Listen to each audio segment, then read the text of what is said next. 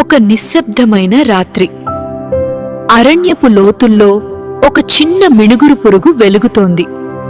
ఆకాశం వైపు చూసింది. అక్కడ ఒక మహాచంద్రుడు ప్రపంచాన్ని ప్రకాశింపజేస్తున్నాడు. ఆ చిన్న వెలుగు తనతోనే అనుకుంది, నేను కూడా చంద్రుడిలా ప్రకాశించాలి.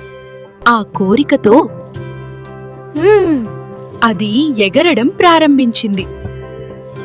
కాని కొంతసేపటి తరువాత మబ్బులు గట్టిగా చేరాయి. గాలులు వేగంగా వీశాయి. ఆ చిన్న వెలుగు మెల్లగా తగ్గిపోయింది. దారి కనిపించలేదు. నేను తప్పు చేస్తున్నానా అని అది భయపడింది.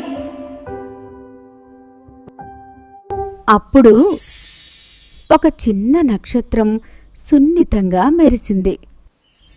ఆ వెలుగు ఒక దారిలా దానిని పిలిచింది. కొంతసేపటి తరువాత అది ఒక అందమైన పూల తోటకు చేరింది.